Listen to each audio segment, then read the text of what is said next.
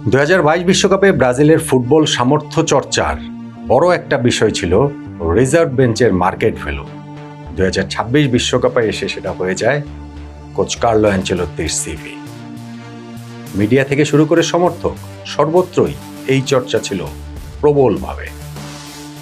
4 বছর আগের বিশ্বকাপে ব্রাজিলের মূল একাদশের বাইরে যারা ছিলেন, যারা বেঞ্চ গরম করে রাখতেন, সেই প্লেয়ারদের মার্কেট ভ্যালু যে আরো অনেক টাইটেল কন্টেন্ডার টিমের মূল একাদশের চেয়েও বেশি, এই চর্চাটা হয়েছে না প্রবলভাবে। এবং তাতেই কি ওই ঘোষণাটা ছিল না যে ব্রাজিলের তো বিশ্বকাপ জয় কেবল সময়ের ব্যাপার।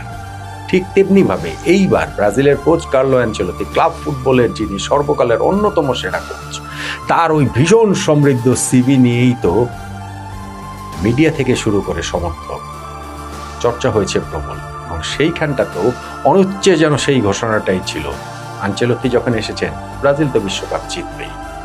কিন্তু দুইবারই বিশ্বকাপ থেকে ব্রাজিলের করুণ বিদায় ঘটে। কোচ কার্লো অ্যানচেলোত্তির কোচিং নিয়ে প্রশ্ন তোলার ধৃষ্টতা কারোই নেই, কিন্তু এই নরওয়ের বিপক্ষে যেই ম্যাচটাতে হেরে ব্রাজিল বিদায় নিয়েছে, সেই ম্যাচে আনচেলোত্তি যেইভাবে অ্যাপ্রোচ করেছেন, যেইভাবে দলকে খেলেছেন, যেইভাবে স্কোয়াড সিলেকশন 11 সিলেকশন করেছেন, যেই ফরমেশনে দলকে তিনি সাজিয়েছেন, সেগুলো আসলে ভীষণ রকমের প্রশ্ন হইত। এবং ওভারঅল এই বিশ্বকাপে ব্রাজিলের এই ট্র্যাজেডিটা ক্ষেত্রটা বোধহয় প্রস্তুত হয়ে গিয়েছিল বিশ্বকাপ শুরু হওয়ার আগেই। ওইটা নিয়ে একটু আলোচনা করতে চাই।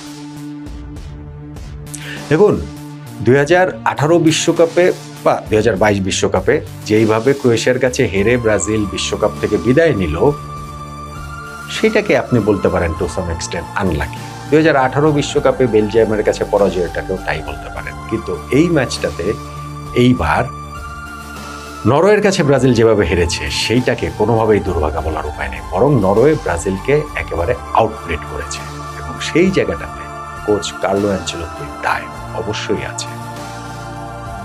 প্রথমত, তিনি দলটাকে যেভাবে সেট আপ করেছেন, সেইটা আসলে একটা কাউন্টার অ্যাটাকের জন্য, ট্রানজিশনাল ফুটবলের জন্য তিনি দলটাকে সেট করেছেন।